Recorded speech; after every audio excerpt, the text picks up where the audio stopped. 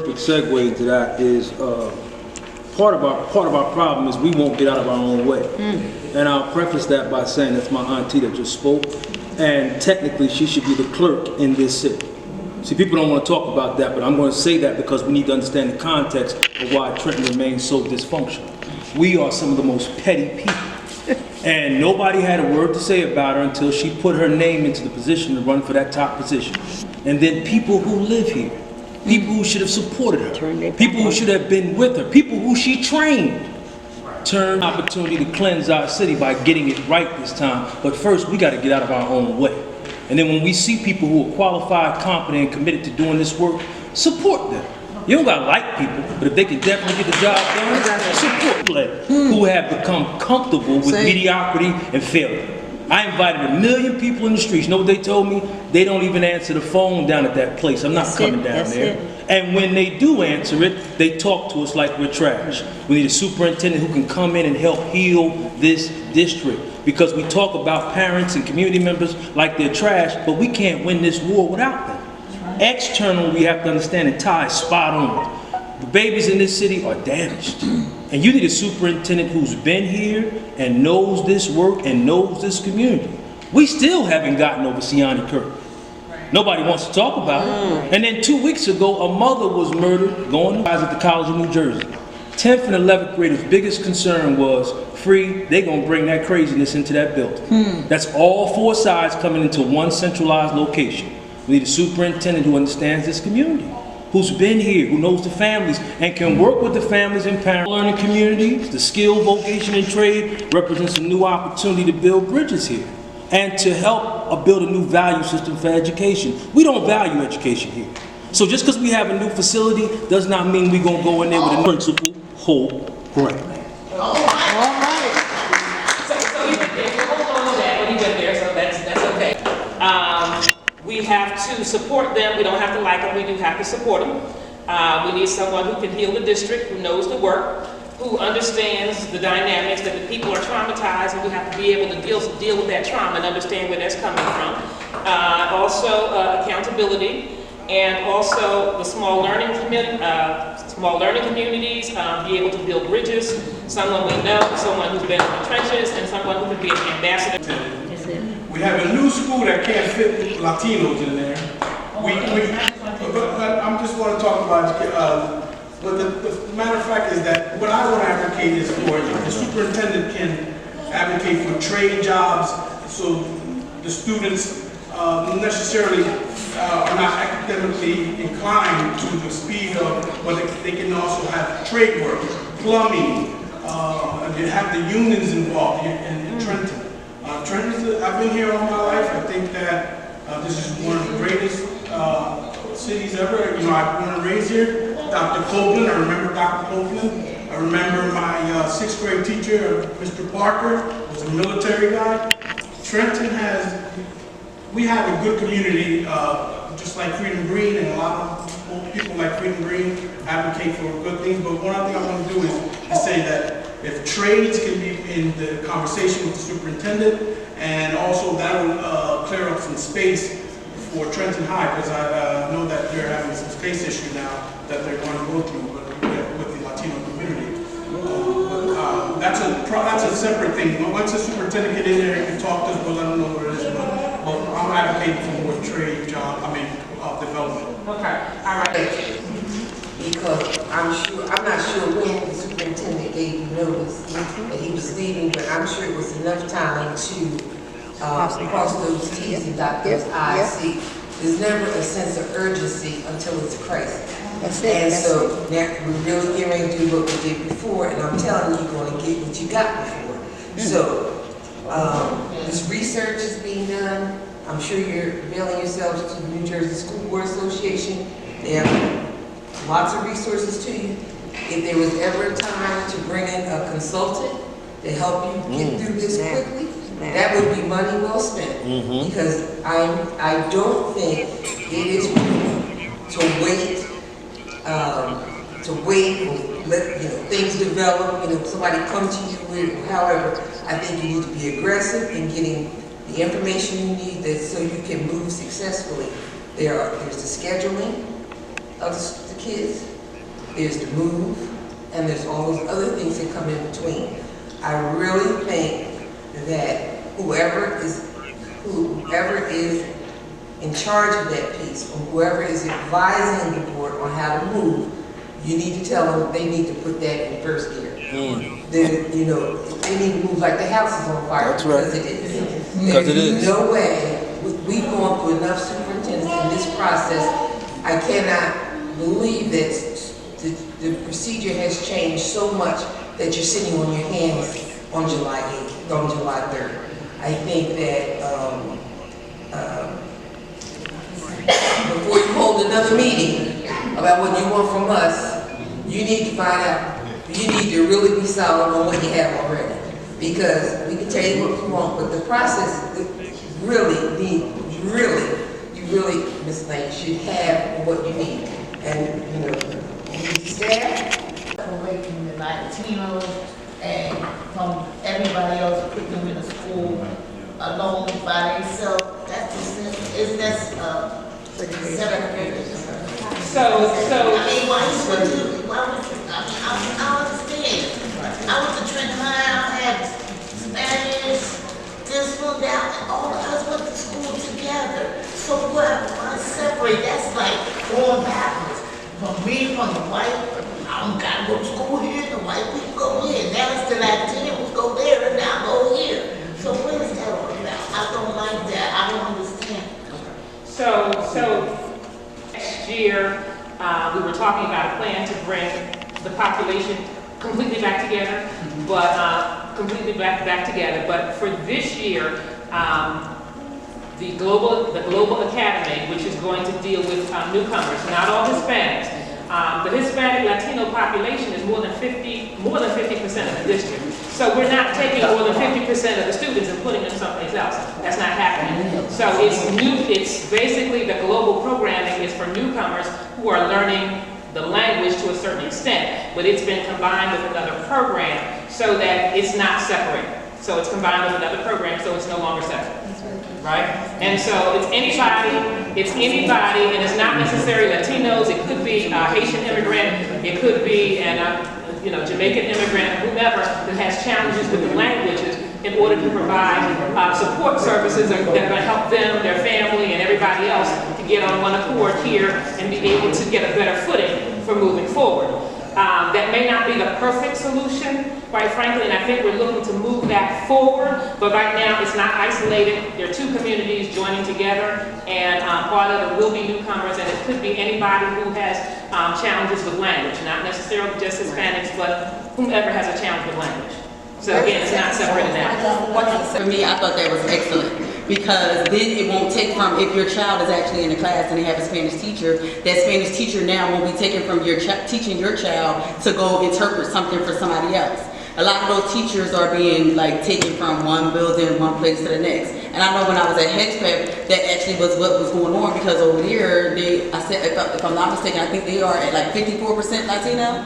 So most of their issues are over there are language barrier issues. So when the idea of them making global at that time was supposed to be at West, so they changed that too. When they made it and said that they would have one place for everybody to go, I thought, for me as a parent, I thought that would be a smart move instead of having everybody go from school to school to school.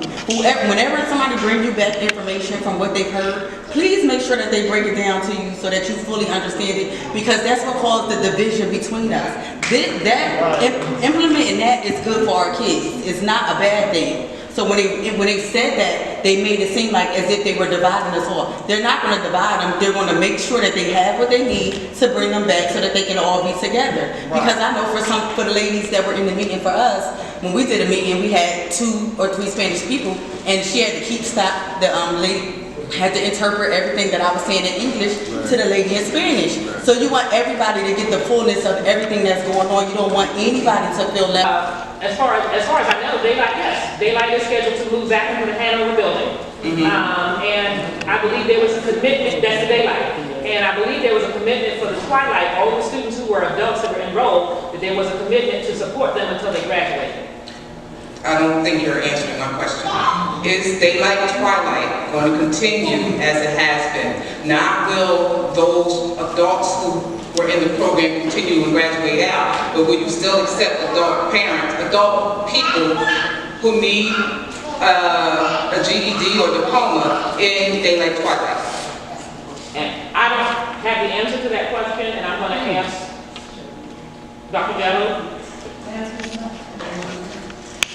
So, Dr. Jello. They like to continue to be a school that services older age and unaccredited students. In Twilight, we're happy to announce that all the students that were in Twilight graduated last week. And there's no more. No more Twilight. That's a problem. We'll address that later. That's a real problem. Okay, well, we can address that at a different time because I see that as a problem. My other question is, I'm concerned about the numbers of students that will be at the new high school. Now, you just informed us that we have a population of how many students? Over 11,000. Over 11,000. How many of them are high school, 10th grade and beyond, 10th to 12th grade? So I'm going to... What 10th? Is the 10th grade is going to? Okay, we'll have to check. We don't have those numbers because like the schools opening, we should have those numbers. I can't say that. At least the estimate of those numbers. I mean, you guys should have that off the top of your head. It's July. Is it July? Yes. It's July. Okay. Since I'm just saying, I did not come with that information because that was not the focus of what we were talking about here tonight. So I did not come with that particular piece of information, but I can find out and get that to you. Okay, thank you. The other concern is that I know that, and this might not be the time to say this, but I would like to present this. I know that a lot of people were focused on having Principal Grant become interim superintendent. However, I think that would be a mistake because Principal Grant is very familiar with the high school program. And pardon me, I can't say that at this time. Okay. Well, let's not name names, just talk here, have your conversation without naming names, because we're not supposed to be critical, but just tell us what you're trying to say. Okay. I think that the high school, and I think that's important. And I think that consistency is important. And I think that when we constantly change what's happening in leadership with our children, we constantly show them that we are incapable of doing anything. Homegrown, knows our city, knows the needs of our children, understand the needs of the community, and can relate to the atmosphere that we have here. Thank you. We did say this before, that the district had once a district spokesperson. And that was something we were talking about bringing, and I think that's needed because the superintendent should be focused on superintendent work, the board should be focused on board work, and you need a district spokesperson who can give the comprehensive and collective clear message about anything, whether it's a crisis, whether it's up-to-date information, because something's always happening in the district. And clearly people make up stories when they don't know the truth. And then when they get here, you guys are dodging bullets before we can even get to the issues. But if we have a spokesperson, they're putting out that up-to-date information, even if it's social media. It can become a part of the tool where we have clarity. No, that's not true. Here's the facts. Absolutely. Thank you. So I just wanted to say, we heard a lot of things about the different characteristics, right, about the superintendent and everything. And for me, I'm an educator in the district, new to the district, September. The district is bankrupt from the inside. We need a leader who can come to the forefront, who cares about the schools, who cares about the educators that are in the schools, who cares about the children, who cares about moving a positive agenda forward. We need someone who's going to hold the people in position accountable to make sure that the people that are leading and guiding the children and overseeing the departments are doing what it is that they are getting paid to do. While I've heard some tenured teachers who say, I've been here this many years and that many years, that's good for you, but I am the finance teacher. Why is it that your student, they're in the 12th grade, they can't even spell the word annual or salary, let alone they can't multiply basic numbers to calculate a figure of wage? And so we need somebody in position who can rile it up, pull people together, hold people accountable, do what it is that needs to be done to put Trenton back in position, put us on the map. Our children they can be success stories. They're not statistics. Right. We have some smart kids in the class. We have some dynamic, talented children that are in the classroom. And so I like to swing back and just say this. Principal Grant is a phenomenal leader. While I agree she should be at the high school, to open up the high school, because she has the vision and the knowledge to make that happen, to get us to that next level, to see those doors open. And I'm like, she's earned that. So no, I don't think she should be interim superintendent at all. I think she should be the superintendent. Thank you. Okay, so we've heard that conversation, we've heard names, we've heard your thoughts. I think we have, the last piece was about, and I guess Rodney Love is motivating people, bringing them together to come to the forefront, hold everybody accountable. And that's everybody, and that's important. All right, and so deliverables, we kind of talked about that particular piece. Who are we as a district? We started to have that conversation. We have some challenges as a district. Who are we? Who do we say we are? Okay, so anyone with any thoughts in terms of some ideas, in terms of, you said you're with the district, who are we as a district? We are changing as a district, but who are we, right? So that's the question. And so, your thoughts? Sometimes we have a department. There was a time when we had a department that was able to go out and muster up money from different agencies as support. And I think they scaled that down. I think we can find a way to, like the lady mentioned, that the district is getting more money from the state. I think we can put that in place where we can track programs that will be support services for the interests of some of the concerns we have. So we can find ways to get that committee or most of that department back up, or develop something that's where we can attract monies that can bring in support services that can help. I think you're talking about grants, right? Grants, right. A grant writing department or something of that nature. And so certainly if you don't... People would bring food service.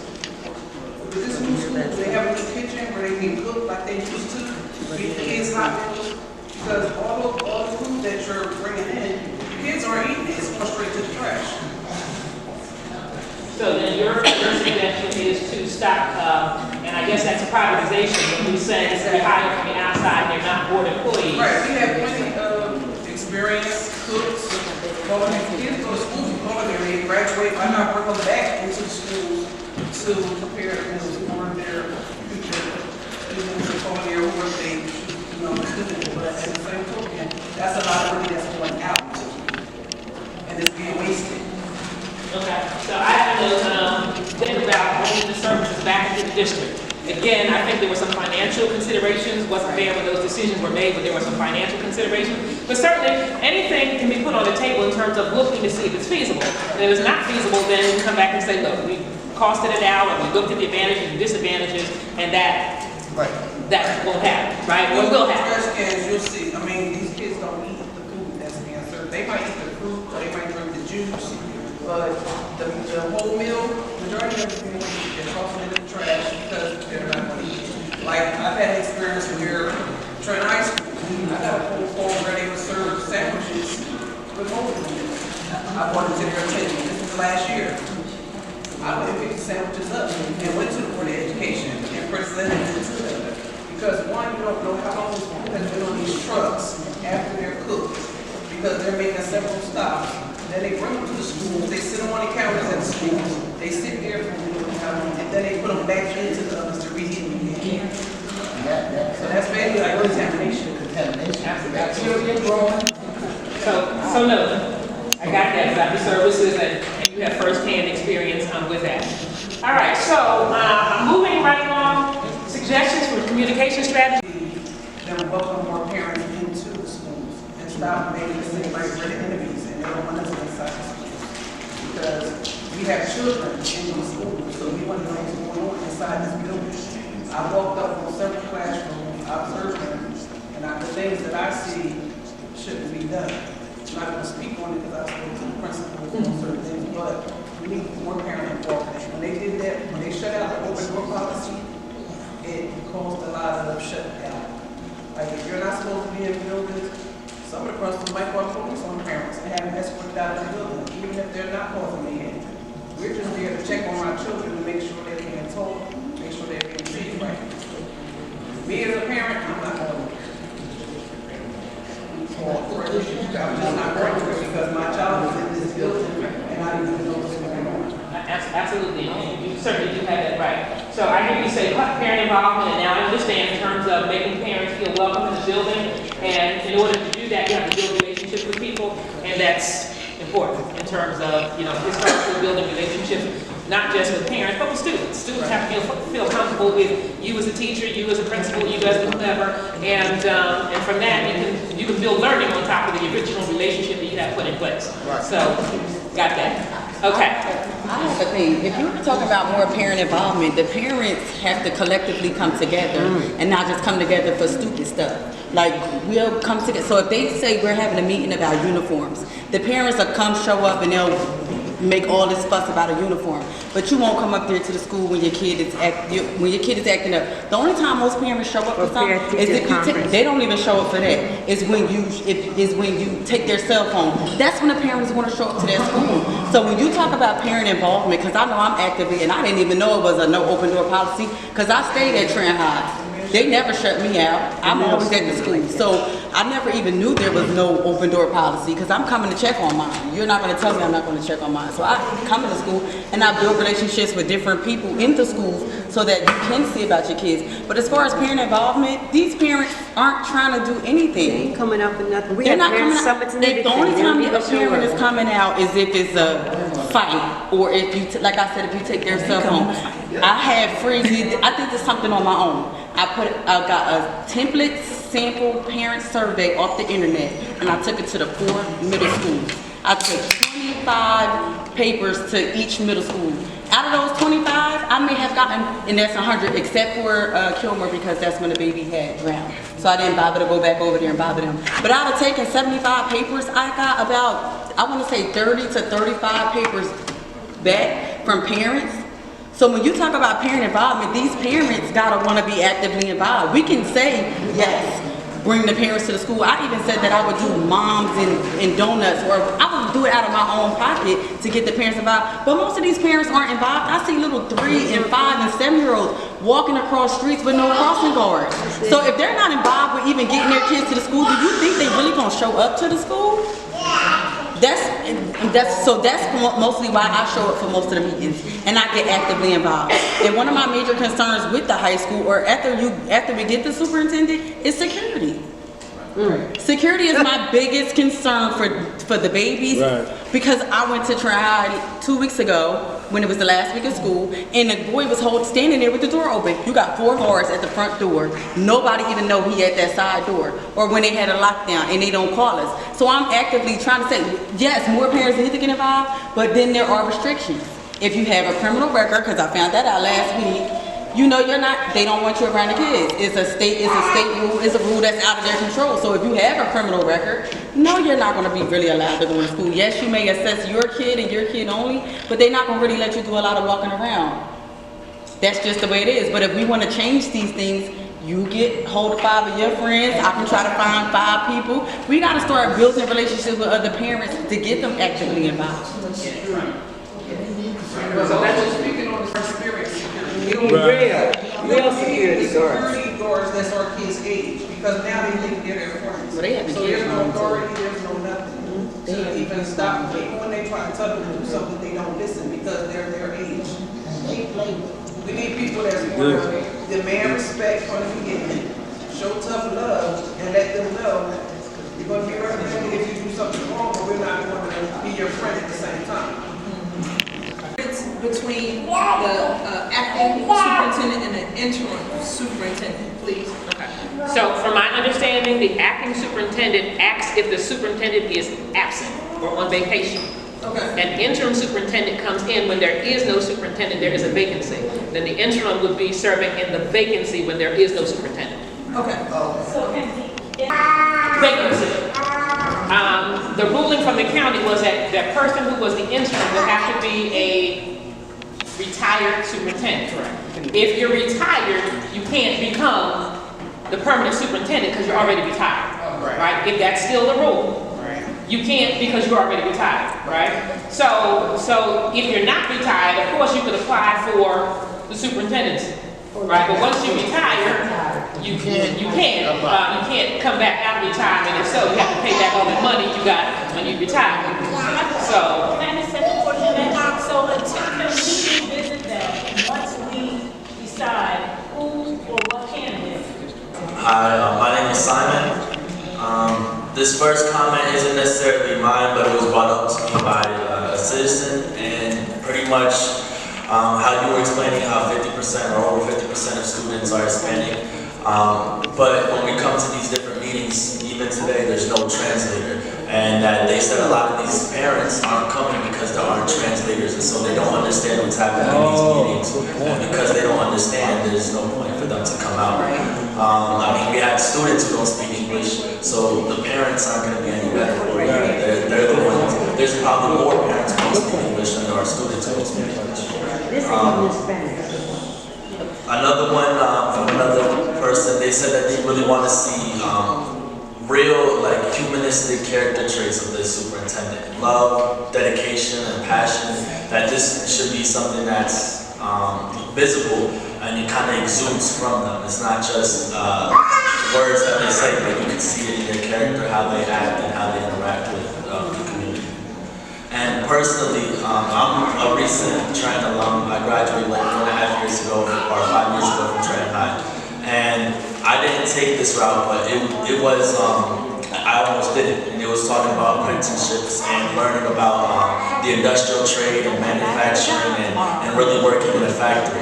My teacher, his name was Mr. Schmidt. He had been a teacher in Trenton High for a long, long time, had a lot of experience. And he brought to my attention that you can use the industrial industry, or you can use industry as an alternative route to education. You get an apprenticeship. At that time, he said you probably start around 15 an hour. After 2 years, you're about 20 an hour.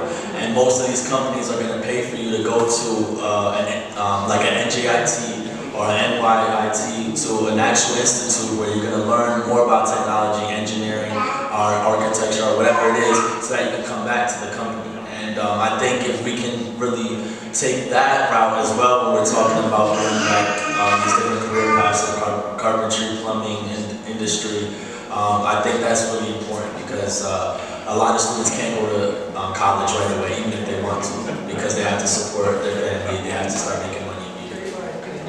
And you brought up the point about the translator. Thank you for just reminding us of that, because certainly while we recognize it, sometimes it gets lost here. And so thank you for that reminder. And certainly we hope to be able to use, as you said, the skilled trades to push people on to be more successful here in the community.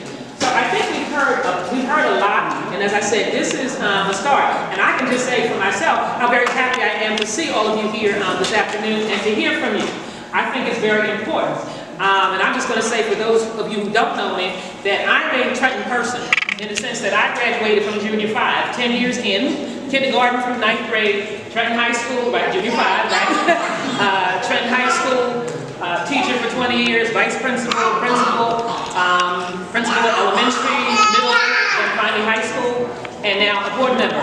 So I am in and of this community. I live and breathe it. And so my concerns are your concerns. I would not have been able to be anywhere in terms of teacher, principal, vice principal, or any of that without the support of good teachers, good administrators, and a system that challenged and pushed me. So I know the value because I've lived it. And so certainly I don't want anything less for our students, your children, than I wanted for myself. And I was able to get that based on what I got from Trenton.